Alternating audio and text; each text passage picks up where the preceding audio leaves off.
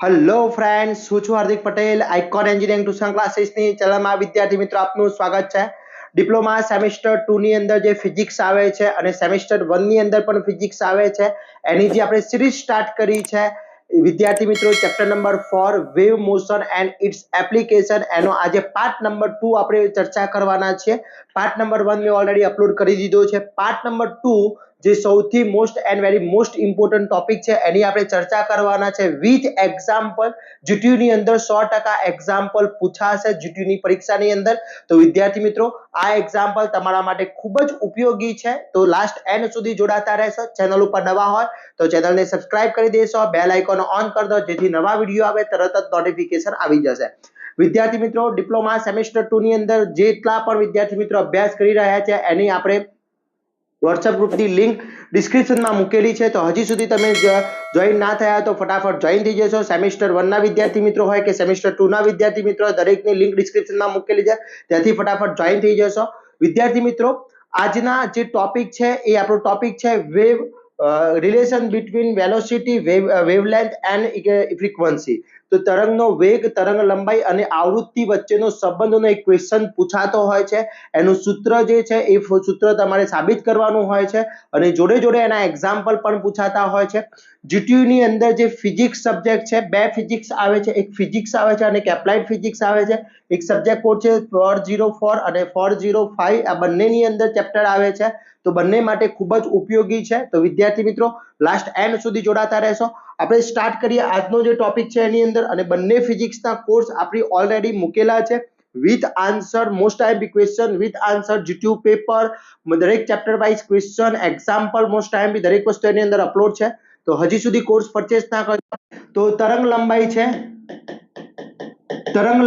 છે લેમ્ડા, એટલે કે વેવલેન્થ આપેલી છે. આ જે ચેપ્ટર છે જીટીયુ ની એક્ઝામમાં સૌથી વધારે માર્ક્સનું પૂછાતું ચેપ્ટર છે. ચેપ્ટર નંબર 4 તમારું જે ફિઝિક્સ, અત્યારે જે સેમેસ્ટર 2 માં જે ફિઝિક્સ આવે છે એની અંદર સૌથી વધારે પૂછાતું માર્ક્સનું ચેપ્ટર છે. સેમેસ્ટર 1 ની અંદર પણ જે ફિઝિક્સ આવે છે એની અંદર પણ સૌથી વધારે આ ચેપ્ટર પૂછાતું હોય છે.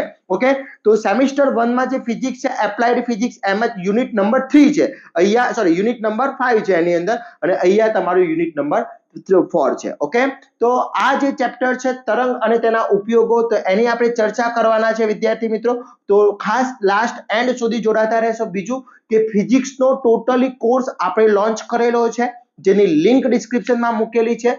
એપ્લાઇડ ફિઝિક્સ હોય યા ફિઝિક્સ હોય, બંનેના કોર્સ અલગ અલગ છે. તો તમે સબ્જેક્ટ કોડ, જે સબ્જેક્ટ કોડ છે 005, 004, એ બંનેના નથી તેવા તરંગોને બિનયાંત્રિક તરંગો કહે છે. બિનયાંત્રિક તરંગો શૂન્યાવકાશમાં પણ પ્રસરણ પામી શકે છે, એને રિક્વાયરમેન્ટ મીડિયમની જરૂર રહેતી નથી. ઓકે, એવા તરંગોને કયા તરંગો કહેવામાં આવે છે? બિનયાંત્રિક તરંગો કહેવામાં આવે છે. પ્રકાશના તરંગો, અન્ય વિદ્યુત ચુંબકીય તરંગો બિનયાંત્રિક તરંગો છે. વિદ્યુત ચુંબકીય તરંગો જે જ્યારે શૂન્યાવકાશમાં પ્રસરતા હોય ત્યારે તેમાં કલના બદલે બધી જ બિંદુઓ પર વિદ્યુત અને ચુંબકીય તીવ્રતા સદિશ દોલન કરતી હોય છે. ઓકે, એટલે કે લાઇટ્સ વેવ્સ છે, ઇલેક્ટ્રોમેગ્નેટિક વેવ્સ છે, આ બધા કયા છે? નોન મિકેનિકલ વેવ્સ છે, જેને મીડિયમની જરૂર નથી. ઓકે, તો આ થઈ ગયા મીડિયમ એન્ડ નોન મીડિયમ, એટલે કે યાંત્રિક, બિનયાંત્રિક, mechanical waves, non mechanical waves. ખાસ ધ્યાન રાખજો, ક્વેશ્ચન જીટીયુમાં પૂછાશે, વ્યાખ્યા પૂછી શકે છે, યાંત્રિક, બિનયાંત્રિક અથવા ડિફરન્ટ પણ પૂછી શકે છે. તો ડિફરન્ટ પણ આવડવો જરૂરી છે. ઓકે, ચલો એના પછી વાત કરીએ આપણે નેક્સ્ટ, લંબગત તરંગ એટલે શું? હવે તરંગની વાત કરીએ અહીંયા, તો પહેલા હું અહીંયા તમને થોડું તરંગ વિશે સમજાવી દઉં. પહેલો એક તરંગ છે, અહીંયા એક કોઈ પણ એક કણ છે, એ કણની દોલનની દિશા, આ દિશામાં હું કણને દોલન કરાવું છું અહીંયાથી નીચેની તરફ, અને એના પ્રસરણની દિશા જે છે આ દિશામાં થાય છે. તો આ કણના દોલનની પ્રસરણની દિશા થઈ ગઈ મારી. ઓકે, તો આ કણના દોલનની દિશા અને પ્રસરણની દિશા કેવી છે? લંબ છે. કેવી છે? લંબ હોય, એને કહેવામાં આવે છે લંબગત તરંગ. ટ્રાન્સફર વેવ, તો ટ્રાન્સફર વેવની વ્યાખ્યા શું છે? તરંગ ગતિ દરમિયાન માધ્યમના કણના કંપન, એટલે તરંગ પ્રસરણના દિશાને લંબ થતા હોય તેવા તરંગોને લંબગત તરંગ કહેવામાં આવે છે. સિમ્પલ લેંગ્વેજમાં કહી શકાય, કણના દોલનની દિશા, કણના ઓસિલેશનની દિશા અને પ્રસરણની દિશા કેવી હોય, લંબ હોય, પરપેન્ડિક્યુલર હોય તેવા તરંગોને લંબગત તરંગ કહેવામાં આવે છે. લંબગત તરંગ જે છે કયા કયા છે તો perpendicular waves છે, oscillation of medium particle during waves motion are wave that according in the direction proportional perpendicular to the direction wave proportional are called કયા waves કહેવામાં આવશે, ટ્રાન્સફર વેવ, ઇંગ્લિશમાં કહેવામાં આવશે ટ્રાન્સફર વેવ કહેવામાં આવશે. તો આ કણના દોલનની દિશા આ દિશામાં છે, જ્યારે પ્રસરણની દિશા આ દિશામાં છે, બંને એંગલ કેટલાનો છે 90 નો છે. ઓકે, જ્યારે આ કણ હોય છે આના ઉપરના ભાગને શૃંગ કહેવામાં આવે છે, શૃંગ કહેવાય છે, આને ગત કહેવામાં આવે છે, ક્રેસ્ટ, થ્રોટ એન્ડ ક્રેસ્ટ કહેવામાં આવે છે, આને ક્રેસ્ટ કહેવાય છે અને થ્રોટ કહેવાય છે. ક્લિયર? ઓકે, હવે સ્થિર પાણીના સપાટી ઉપરના તરંગો કયા તરંગો છે, લંબગત તરંગો છે. તો પછી પ્રકાશના તરંગો લંબગત તરંગ છે. હવે પ્રકાશના તરંગો લંબગત છે એટલે આ તરંગ કયો થઈ ગયો, નોન મીડિયમ એટલે કે નોન મિકેનિકલ વેવ કહેવાય, કારણ કે પ્રકાશના તરંગને કયા તરંગો કહીએ છીએ, બિન યાંત્રિક તરંગ કહીએ છીએ. એટલે લંબગત તરંગો બિન યાંત્રિક તરંગો થશે, એટલે મીડિયમ એટલે માધ્યમની જરૂર રહેતી નથી. ઓકે, ખાસ ધ્યાન રાખજો, યાદ રહેશે. ચલો એના પછી નેક્સ્ટ છે તમારો જે છે સંગત તરંગ. તો અહીંયાથી કોઈ પણ લાઉડ સ્પીકર છે સમજી લો અને એમાંથી નીકળતા ધ્વનિના તરંગો આ રીતના હોય છે. તો આ જે તરંગો હોય છે દોલનની દિશા અને પ્રસરણની દિશા કેવી હોય છે, એક જ દિશામાં હોય છે. એવા તરંગોને કેવા કહેવામાં આવે છે, જો લોંગિટ્યુડ વેવ્સ ઇંગ્લિશમાં કેવા છે લોંગિટ્યુડ વેવ્સ. તો તરંગના ગતિ દરમિયાનના માધ્યમના કણના કંપન ના તરંગોની દિશામાં જ થતા હોય તેવા તરંગોને સંગત તરંગ કહેવામાં આવે છે. એટલે જે કણના દોલનની દિશા અને પ્રસરણની દિશા સરખી હોય, સેમ હોય તેવા તરંગોને સંગત તરંગ કહેવામાં આવે છે. સિમ્પલ ભાષામાં સમજાવો, આપણે ડીજે જે સાઈડ મૂકીએ છીએ એ સાઈડ વધારે અવાજ જોવા મળે છે. કેમ સામે જોવા મળે છે, કારણ કે એ જ દિશામાં એનું પ્રસરણ થતું હોય છે, એટલા માટે એ કયા તરંગો છે, સંગત તરંગ છે, લોંગિટ્યુડ વેવ્સ છે. આ તરંગો હવામાં પ્રસરતા ધ્વનિના તરંગો, સ્વરકાંટામાંથી ઉત્પન્ન થતા તરંગો એ સંગત તરંગો છે. હવે ધ્વનિના તરંગો છે એટલે મીડિયમની રિક્વાયરમેન્ટ રહેશે, એટલે આને કહેવામાં આવશે યાંત્રિક તરંગ કહેવાશે. કયા? યાંત્રિક એટલે કે મિકેનિકલ વેવ્સ છે. એટલા માટે અવકાશમાં થતી ખગોળ ઘટનાઓના અવાજ નીચે સુધી આવતા નથી. લાઇટ આવી શકે છે because A non mechanical waves છે. ધ્વનિ તરંગો એ મિકેનિકલ વેવ્સ છે. મિકેનિકલ વેવ્સની અંદર શું જરૂર પડે છે, મીડિયમની રિક્વાયરમેન્ટ હોય છે વિદ્યાર્થી મિત્રો. ક્લિયર? તો ખાસ યાદ રાખજો, એની વ્યાખ્યા પૂછાતી હોય છે. જો વ્યાખ્યા નહીં પૂછાય GTU માં તો 110% એનો ડિફરન્ટ પૂછાશે. એના IMP ક્વેશ્ચનનું લિસ્ટ આખો વિડિયો મેં બનાવી દીધો છે, જેની લિંક ડિસ્ક્રિપ્શનમાં મૂકેલી છે, ત્યાંથી તમે જોઈ શકો છો. બીજું ખાસ કે આખો કોર્સ આપણો ડિઝાઇન કરી દીધો છે, એની અંદર વિડિયોઝ, એના most IMP question with answer, GTUs paper ના સોલ્યુશન, મોડલ પેપર, સુપર 30 દરેક વસ્તુ એની અંદર અવેલેબલ છે. તો અત્યારે જ હાલ કોર્સ પરચેસ કરી લો, જેની લિંક ડિસ્ક્રિપ્શનમાં મૂકેલી છે, અને બેસ્ટમાંથી બેસ્ટ તૈયારી કરી શકો છો. ચલો એના પછી નેક્સ્ટ વાત કરીએ, લંબગત તરંગ અને સંગત તરંગ વચ્ચેનો તફાવત એટલે કે difference between transfer wave and longitude wave. તો પહેલો જે એનો પોઈન્ટ છે સમજી લઈએ. ફર્સ્ટ પોઈન્ટ શું છે, તરંગ ગતિ દરમિયાન માધ્યમના કણના કંપન તરંગ દિશાના લંબ થતા હોય છે, જ્યારે અહીંયા કેવા હોય છે, પ્રસરણના દિશામાં થતા હોય છે, એટલે ડાયરેક્શન સેમ હોય છે. સ્થિર પાણીની સપાટી પરના તરંગો, દોરી પરના તરંગો, પ્રકાશના તરંગો વગેરે લંબગત તરંગો છે. જ્યારે હવામાં પ્રસરતા ધ્વનિ તરંગો, સ્વરકાંટામાંથી ઉત્પન્ન થતા તરંગો, અલ્ટ્રાસોનિક તરંગો વગેરે કેવા છે, સંગત તરંગો છે.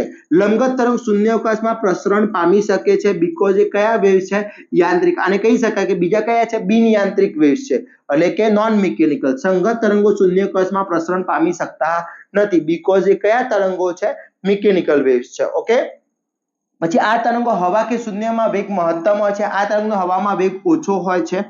આ તરંગોનું માધ્યમમાં પ્રસરણ શૃંગ અને ગત દ્વારા થાય છે, જ્યારે આ તરંગનું માધ્યમનું પ્રસરણ સંગનન અને વિગનન એટલે કે કોમ્પોઝિશન એન્ડ ટ્રાન્સફરના આધારે થશે વિદ્યાર્થી મિત્રો. ક્લિયર? તો આ જે ડિફરન્ટ છે એ 100% GTU ના પેપરમાં 110% GTU ના પેપરમાં પૂછાશે. તો આ જે ક્વેશ્ચન છે એ કરી લેવાનો છે વિદ્યાર્થી મિત્રો. ક્લિયર? ઓકે, તો આ થઈ ગયા લંબગત તરંગ, સંગત તરંગ.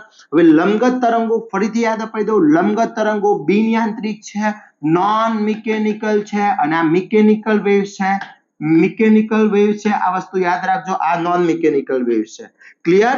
ઓકે ચલો એના પછી વાત કરીએ નેક્સ્ટ વ્યાખ્યાઓ પૂછાય છે આની અલગ અલગ તો પહેલા સમજી લઈએ અહીંયા કે પહેલી વ્યાખ્યા છે આવર્તકાર ઇંગ્લિશમાં કહેવાય છે પિરિયોડિક ટાઈમ તો પિરિયોડિક ટાઈમ નો સિમ્પલ લેંગ્વેજમાં કહું તો અહીંયાથી એક કણ આને એક સાયકલ કહેવાય આટલા સુધી છે એને એક સાયકલ કહેવાય ઓકે તો એક સાયકલ પૂર્ણ કરવા માટે લાગતો સમય આ જે સમય છે એને પિરિયોડિક ટાઈમ કહેવામાં આવે છે એક દોલન પૂર્ણ કરવા માટે લાગતા સમયને આવર્તકાર કહેવામાં આવે છે તેનો એકમ સેકન્ડ છે શું છે સેકન્ડ તો એક દુલ્હન પૂર્ણ કરવા માટે એક સાયકલ જો આ 0 પછી અહીંયા એક પાઈ અને આ 2 પાઈ એટલે હાફ સાયકલ અને આ બીજી હાફ સાયકલ એટલે આ ફૂલ સાયકલ થઈ ગઈ તો એક સાયકલ પૂર્ણ કરવા માટે લાગતા સમયને requirement of one cycle complete known as a periodic time એટલે એને કહેવામાં આવે છે periodic time કહેવામાં આવે છે આવર્તકાર કહેવામાં આવે છે પછી આવૃત્તિ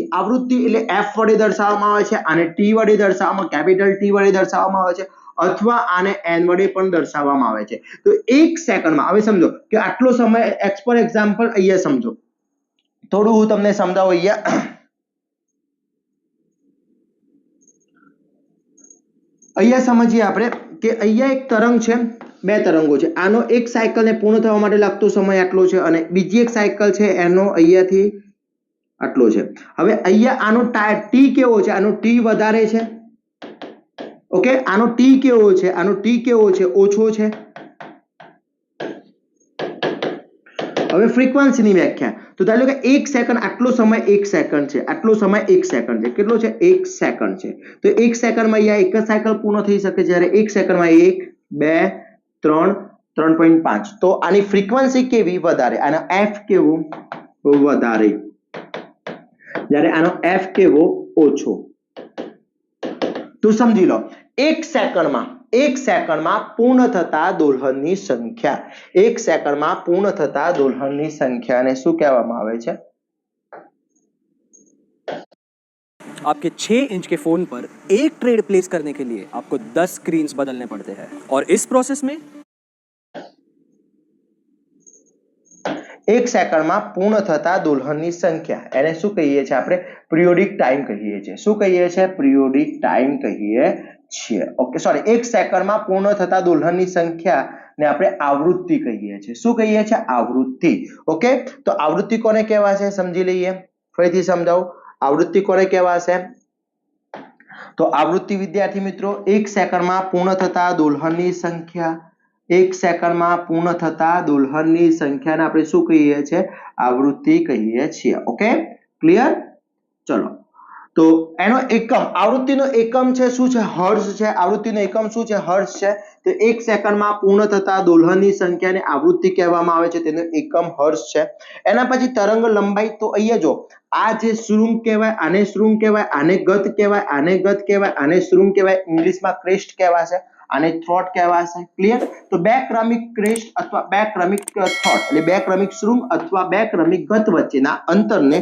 તરંગ લંબાઈ કહેવામાં આવે છે જેનો લેમ્બડા વડે દર્શાવાય છે આને લેમ્બડા એનો એકમ છે મીટર શું છે મીટર વડે દર્શાવાય છે આનો એકમ હર્ટ્ઝ છે hz વડે દર્શાવાય છે ઓકે કંપન વિસ્તાર એમ્પ્લિટ્યુડ તો કોઈ એક માધ્યમમાં હાઈએસ્ટ જેટલો પ્લસ પોઈન્ટ થાય જો તરંગના ગતિ દરમિયાન માધ્યમના કણ દ્વારા તેના માધ્યમના એક દિશામાં કરેલું મહત્તમ સ્થાનાંતર કોઈક દિશામાં મહત્તમ સ્થાનાંતર કર્યું હોય એને કહેવામાં આવે છે એમ્પ્લિટ્યુડ ઇંગ્લિશમાં એ કંપ ગુજરાતીમાં કહેવાય છે કંપ વિસ્તાર કેપિટલ A વડે દર્શાવાય છે કેપિટલ A વડે એકમ છે મીટર કંપ વિસ્તાર તો મીટર વડે દર્શાવવામાં આવશે ઓકે તો આટલી વ્યાખ્યાઓ આની મોસ્ટ આઈએમપી છે તો અહીંયા મેં જેટલી તમને બતાવી યાંત્રિક બિન યાંત્રિક લંબગત તરંગ એટલે શું સંગત તરંગ એટલે શું પછી એના પછી આપણે જોયું બંનેનો ડિફરન્સ જોયો આ ડિફરન્ટ પણ મોસ્ટ આઈએમપી છે 100% જીટીયુ માં પૂછાશે એના પછી આ વ્યાખ્યાઓ જે બતાવી એ બધી જ વ્યાખ્યાઓ very and very most important છે